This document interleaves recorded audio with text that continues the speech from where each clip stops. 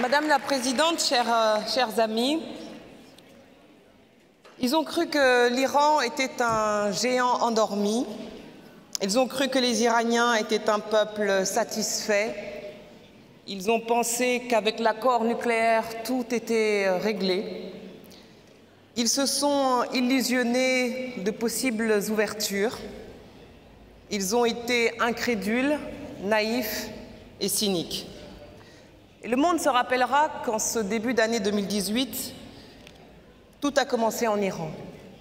Le monde se rappellera que loin d'être une révolte sans lendemain, ces journées rouges à Téhéran, à Kermanshah, à Izeh, à Toizerkan, à Mashhad, à Tabriz, sont l'annonce d'une révolution. Le monde se souviendra que loin d'être un feu de paille, cette révolution est profonde. Le monde se souviendra qu'elle fut dirigée par des femmes, par des épouses, par des mères, par des sœurs. Le monde se souviendra que, connues ou inconnues, elles auront été le fer de lance, l'inspiration, le guide, le moteur du réveil iranien. Le monde se souviendra que leur héroïsme sacrifié ne sera pas vain. Vous avez réveillé les consciences humaines. Vous avez brisé les silences. Vous avez cassé l'indifférence des lâches. Vous avez élevé le mot de justice. Vous avez magnifié l'engagement. Vous vous êtes élevé au-dessus de votre condition humaine pour la sublimer dans l'héroïsme des combattants pour la liberté. Vous avez commis un acte de foi d'une incroyable puissance. Vous avez écrit une page de l'histoire de l'Iran. Vous avez réveillé l'élan vital d'une vieille mais vigoureuse nation.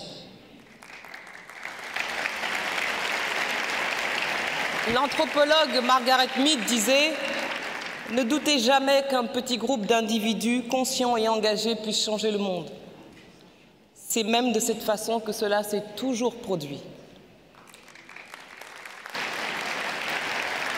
Oui, nous qui sommes vos soutiens fidèles et acharnés n'avons jamais été aussi fiers d'être à vos côtés.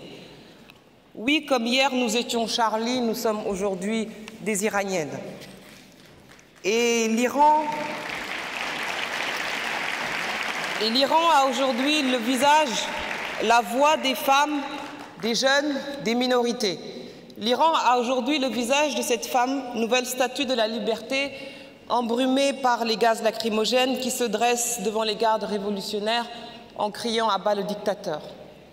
L'Iran a aujourd'hui le visage de ces deux jeunes femmes arrêtées sur la place Azadi de Kermanshah. L'Iran a aujourd'hui la voix des femmes d'Ispahan qui ont dirigé les manifestants. L'Iran a le visage de Sepideh Farhan, en garde à vue au quartier 209 de la prison d'Evin. L'Iran a le visage de Sarah Jamshidi, Laleh Agaï, Nazdar Amir Mohammadi, Sharla Vardapour, Touran Mehraban, Nastaran Akashe et Ashraf Akpabour, 7 femmes kurdes, arrêtées au cours des 2 premières semaines de janvier dans les villes de Oromiyeh, Kermanshah, Ilam et Saqqez. L'Iran a le visage de Omid Ahmadi, militante étudiante à l'université de Tabriz, poète et militante des droits de l'enfant. Celui de sa mère, Akram Iman Golizadeh, enfermé à la prison de Tabriz. L'Iran a toujours le visage de Maryam Rejavi. La première des résistantes, ciblée dès le début du soulèvement comme l'ennemi numéro 1. Nous sommes ici pour dire au gouvernement français de ne pas céder à la menace et de continuer à protéger un groupe qui fait honneur à la Révolution française, à la République française.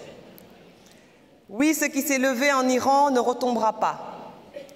Nous y veillerons en vigie attentive et solidaire. Nous ne nous laisserons pas intimider par la répression ni par la propagande. Non, la propagande ne fera pas oublier les raisins de la colère populaire. C'est pour la liberté que les Iraniens se sont levés, c'est pour leurs droits fondamentaux qu'ils se sont soulevés, c'est contre les exécutions de masse, contre la torture, l'arbitraire qu'ils ont risqué leur vie, c'est pour l'égalité des droits des femmes qu'ils ont crié, C'est un changement de régime qu'ils réclament. Plus rien ne sera comme avant. Mais une condition néanmoins, un devoir, une responsabilité, plus que jamais rester aux côtés du peuple iranien, leur faire sentir notre soutien. Le régime est comme un lion blessé néanmoins. Et dans sa vulnérabilité, il est plus dangereux que jamais. Il le sait, c'est sa survie qu'il joue. Il a entendu résonner dans les rues « à bas le dictateur ». Il sait donc que ses jours sont comptés. Ne nous y trompons pas, ce combat ne se limitera pas à l'Iran. C'est une lutte pour l'histoire, pour le monde, pour la vie, pour la liberté.